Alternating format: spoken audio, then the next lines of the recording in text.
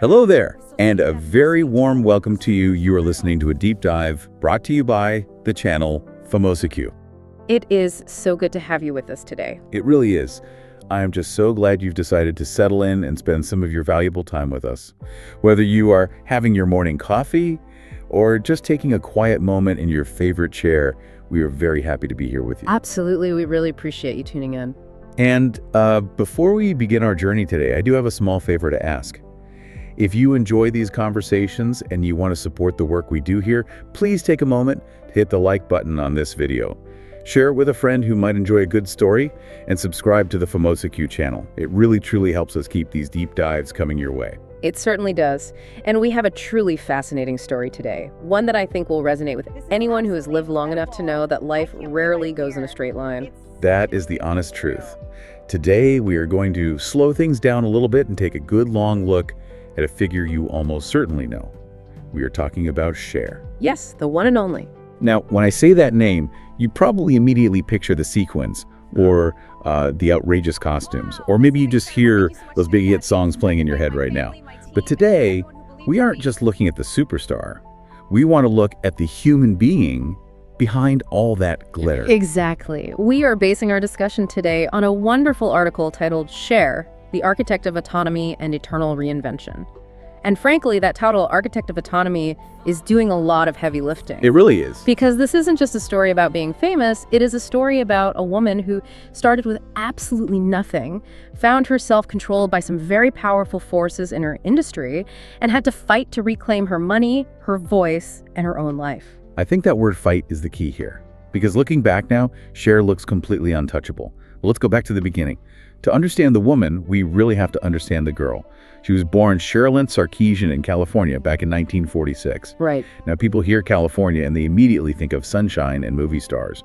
But that was not her reality at all, was it? Far from it. I mean, the Hollywood dream is often just a dream for most folks. The reality for Cher was stark poverty. Her father struggled deeply with gambling and drug addiction, which fractured the family very early on. Yeah. And her mother, Georgia Holt, well, she had her own artistic ambitions that just never quite came to fruition. She brought Cher to Los Angeles, hoping for a better life, but Los Angeles is a very tough place when you don't have any resources. The sources describe a childhood defined by just constant instability. Right. We're talking about moving all the time, sometimes living in makeshift housing.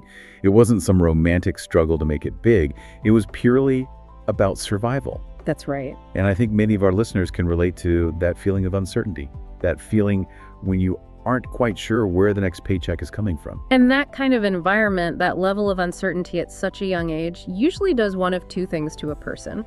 Either they retreat and accept that life is just something that happens to them, or they decide to seize the steering wheel. Right, they take charge. They decide that they will never again let the world dictate their path.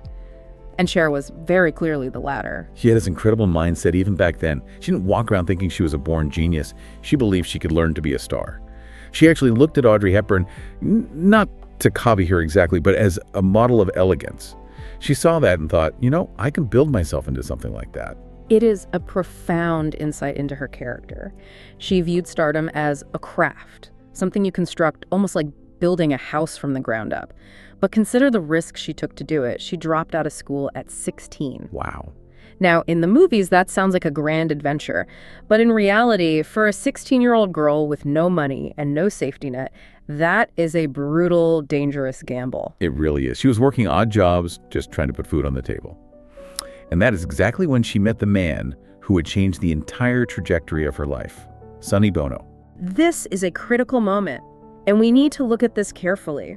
History often remembers Sonny and Cher as this great, sweeping romance, and it was a romance, but it was also a business arrangement right from day one. We really have to look at the power dynamic there. Right, because when they met, Sonny wasn't just some guy she liked. He was significantly older, and he was already established in the music business. He was. Sonny Bono already had a solid foothold in the industry. He had the connections. He had the power to actually open doors. Cher entered that relationship almost as an apprentice. That makes sense. She was a naive young woman relying on him for survival in a very treacherous industry. And when you depend on someone for your livelihood and your career, the line between husband, mentor, and boss gets very blurry very quickly. And he brought her into the world of Phil Spector, the legendary producer. Now, For anyone listening who might not know, Phil Spector was famous for the Wall of Sound. Can you explain what that actually means? What was Cher doing in those studios? So the Wall of Sound was a specific production technique. Back in the 60s, recording technology was quite limited. To get a big, full sound, Spector would cram dozens of musicians into a small room. You'd have 3 pianos, 5 guitars, 2 drum kits, and have them all play at the exact same time. Goodness, that must have been loud. It created this massive, echoing roar of music. Cher started out as a backing vocalist in that very environment. She sang on huge hits like Be My Baby and You've Lost That Lovin' Feelin'. So she wasn't just standing in the back humming along. No, she was observing. She was watching how the sausage was made, so to speak. She learned that a hit record isn't just magic, it is engineering. It involves distinct layers, precise microphone placement, and a lot of discipline. She was getting a masterclass in how to build a product. That is fascinating. She was truly learning the trade. Yeah. But then came the breakthrough, the song I Got You, Babe. And suddenly, they weren't just musicians anymore. They were Sonny and Cher. They were an absolute phenomenon. And a lot of that had to do with their look. I read that they actually got kicked out of hotels because of how they dressed. They did. When they traveled to the United Kingdom, they were turned away from a prestigious hotel because of their peculiar fashion. The bell-bottoms, the fur vests. Oh, my word. In the mid-60s, that was considered shocking, but Yeah. that scandal was the best thing that could have possibly happened. It was free marketing. It made them the face of the new, rebellious generation. But here's the trap, and I think this is where things start to get complicated for her. As they became Sonny and Cher, that brand became solid concrete. The more famous she became, the more the industry and Sonny himself wanted to keep her in that little box. That is the paradox of fame. The public falls in love with you for being unique, but then they demand you stay exactly the same forever. By the late 60s, the culture was shifting rapidly. The world was getting heavier, a bit more political. Cher wanted to evolve with it. She had that instinct for novelty. But Sonny didn't. No, Sonny wanted to stay safe. He wanted to protect the wholesome brand they had built. And that tension led to some real failures. They made a movie called Chastity. Sonny actually put their own money into it. A huge gamble. And it was a complete disaster. They went bankrupt. I think people often forget that part of the story. They were world famous, but they were broke. Exactly. And because they were broke, they had to pivot. They didn't start their TV show, The Sonny and Cher Comedy Hour, because they had a burning desire to do television. They did it because they desperately needed a steady paycheck. I remember watching clips of that show. They seemed like the perfect happy couple. They were America's sweethearts. And that is the bitter irony, isn't it? On screen, they were the ideal American family. They were funny, loving, modern. But in reality, their marriage was crumbling behind the scenes. They were selling a fantasy that no longer existed in their own home. Eventually, the facade just cracked. The divorce happened. And we need to be very clear here. This wasn't just a simple breakup. This was a war. And it wasn't just about custody of their child. It was about the business. It was a brutal legal and financial war. And this serves as a real cautionary tale, specifically regarding business dynamics for women in that era. The sources tell us that Sonny controlled all the contracts. In the 60s and 70s, it was very common for the husband to be the designated head of household in legal terms. Wait, Sonny had set up their business entity, Cher Enterprises, in such a way that he owned 95% of it. 95%. So Cher, the woman who was on the screen, the voice people were actually buying the records for, owned almost nothing. Correct. On paper, she was basically an employee of her husband. When they split, Cher wasn't just fighting for her freedom as a wife, she was fighting for her own past earnings. She actually had to agree to work for Sonny on their TV show even after the divorce, just to fulfill contractual obligations and pay off debts. It's shocking to think about now. A woman who was on television every single week, who millions of people adored, and yet she didn't even have control over her own checkbook. It was a harsh reality, and Cher had to navigate a massive legal maze to get out. She essentially had to buy her own freedom. So she gets the divorce, she fights tooth and nail for her independence. But the industry wasn't exactly rolling out the red carpet for a solo Cher, were they? Not at all. The industry wrote her off completely. They saw her as a has-been. They thought she was just a TV personality who had lost her better half. They figured without Sonny, the brand was just broken. But this brings us to what I'd call chapter 4 of our story, reinvention. She simply refused to accept that label. She started making moves. The source mentions her relationship with David Geffen during this time. Now, he became a huge music mogul. What did she learn from him? Well, this wasn't just a romance, it was an education. David Geffen was a shark in the business sense. He taught Cher about leverage. He taught her that true power isn't just being the person singing the song on the stage. It's about owning the rights, understanding the distribution, and always reading the fine print. She was learning the business side of show business. Precisely. She started to gain real business literacy. And creatively, she was trying everything she could. The late 70s, some people refer to them as her lost years, but she was experimenting. She did rock music, she did disco, she even tried out a punk look. She faced a lot of ridicule for all of that. The critics were incredibly harsh, but those years built her survival muscles. She learned to keep moving forward even when people were laughing at her, and that resilience is exactly what she needed for her next big pivot, which was acting. This is honestly one of my favorite parts of her entire story. The prejudice she faced was intense. People flat out said, pop stars cannot act. It was a joke to them. It was a deeply entrenched stereotype in Hollywood. The movie studios didn't want to hire her because they thought audiences wouldn't see the character on screen. They would just see Cher in a flashy costume. But then came the audition for the movie Silkwood. The source describes this amazing moment where her name was announced at the audition, and you could just feel the skepticism in the room. People were ready to roll their eyes.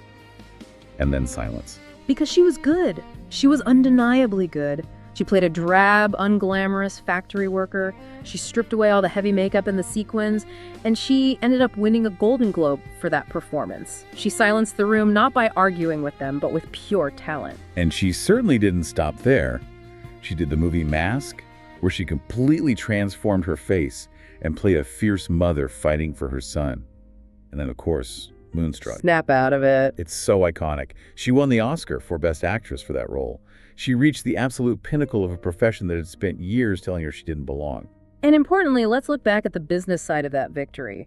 With that, Oscar came deep respect, and with respect came leverage. She was finally commanding the salary she deserved. She had proven that she wasn't just a singer trying to act. She was a bankable, serious movie star. Now let's move forward into the 80s and 90s. Cher was getting older, as we all do. But in Hollywood, aging is usually a career death sentence for women. It typically is. But this is where Cher truly became the architect of autonomy, as our title suggests. She completely redefined what a middle-aged woman could be in the public eye. She point-blank refused to fade away into quiet grandmother roles. She certainly did not fade. We're talking about the leather jackets, the tattoos, the plastic surgery, which she was always very open and honest about, and the younger boyfriends. And let's not forget the naked dresses designed by Bob Mackie. Oh, those dresses. You couldn't possibly miss them.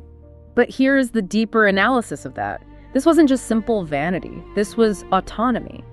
She was effectively saying to the world, I will not apologize for my body. I will not apologize for my choices. I will not dress like a matron just because society thinks I should. That takes courage. It does. She forced the culture to look at a woman in her 40s and 50s as a sexual, powerful, viable human being. It was an act of rebellion, plain and simple. And speaking of complex emotions during that era, we have to touch on the year 1998. Yeah. Sonny Bono tragically passed away in a skiing accident. A terrible sudden event. And Cher gave the eulogy. Now, considering everything we just discussed today, the bitter legal battles, the controlling contracts, the fighting over money standing up there must have been incredibly difficult. Think about what that actually asks of a person. You spend years in court fighting this man for your own money. You have years of understandable bitterness. And then you have to stand up in front of the entire world and find the love underneath all that anger. Yeah. That isn't just maturity. That is a profound act of grace that I think anyone who has lived a long life can truly appreciate. Life is rarely black and white. You can be deeply hurt by someone and still mourn their passing. That is beautifully put. And then just when the world collectively thought, okay, surely she is done now. She's an icon. She's a legend. She can just retire to a beach somewhere. 1998 happened. Yeah. And the song Believe was released. Ultimate comeback. It was everywhere. You couldn't walk into a grocery store or turn on a radio without hearing it. But there was something very different about her voice in that song, wasn't there? Yes, and this is yet another example of her constant innovation. They used a piece of technology called auto-tune. Now, usually, auto-tune is used very quietly to fix a singer's voice, to nudge a flat note back into key so no one ever notices the mistake. It's meant to be an invisible correction tool. Right, it's basically like a spell checker for singing. Exactly.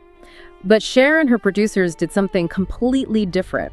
They cranked the settings on that machine to the absolute extreme. They didn't use it to hide mistakes. They used it to distort her voice on purpose, to make it sound robotic and futuristic. They took a tool meant for gentle correction and used it for artistic disruption. And the result was that a woman in her 50s had the biggest dance hit in the entire world, sounding more modern than teenagers half her age. Precisely. The message she sent was loud and clear. Age does not dictate the end of a career. You can still be on the absolute cutting edge no matter what year you were born. But we must also acknowledge the hidden cost behind all this triumph. The source material makes a very important point about her health. By the 90s, Cher was battling the Epstein-Barr virus. Yes, and for those listeners who might not be familiar with it, Epstein-Barr can lead to chronic fatigue syndrome. It is a debilitating condition. You have zero energy, your body aches constantly, and it can last for months or even years. That is a very serious condition to deal with. It is. She didn't just get lucky with her success. She was working through severe pain, through bone-deep exhaustion. She paid a heavy physical toll to maintain that level of excellence. It reminds us that resilience isn't just a mental game, it's physical. It's about getting up when your body desperately wants to stay in bed. That is such a vital point, especially for our listeners who understand all too well that as we get older, managing our health becomes a big part of the daily negotiation of life. Yeah. Cher didn't let it stop her, but she did have to actively manage it. She did. And I think that brings us to the real core of her story. If we look back at the poverty of her childhood, the control she lived under with Sonny, the cruel ridicule in the 70s, the harsh acting bias in the 80s, what is the single thread that ties all of that together? I think it's that word from the title of the article: autonomy. Yes, autonomy. She went from being a young girl who needed permission just to enter the building to becoming the woman who owned the entire building. She rewrote her own story not just once, but a dozen times. She simply refused to let anyone else hold the pen. That is exactly it. In a world that loves to put neat little labels on people, pop star, wife, has been, too old, she tore every single one of those labels right off. She proved that you can be many different things in one lifetime. You do not have to be just one thing. That is such a powerful, uplifting lesson. And as we wrap up this deep dive today, I want to leave you, our listener, with a thought. It's something for you to mull over as you go about the rest of your day. I think that's a great idea. Cher's story is big and glamorous, of course, but the underlying lesson is very personal for all of us. When the world tries to put a label on you, maybe they say you're retired, or you're too old to learn a new skill, or you're past your prime. Do you have the courage to tear that label off? Do you have the courage to start a brand new chapter right now, entirely on your own terms? It is never too late to reinvent yourself. It really is a choice we make every day. It certainly is. Thank you so much for joining us on this journey through the life of Cher. We truly hope you found it as inspiring as we did. It was an absolute pleasure to share this time with you. Please don't forget to hit that like button if you enjoyed our chat, and share this video with someone who might need a little spark of inspiration today. And make sure you are subscribed to the FAMOSIQ channel so you never miss one of our deep dives. We appreciate you being here, and we will see you next time. Goodbye for now. Goodbye and take care.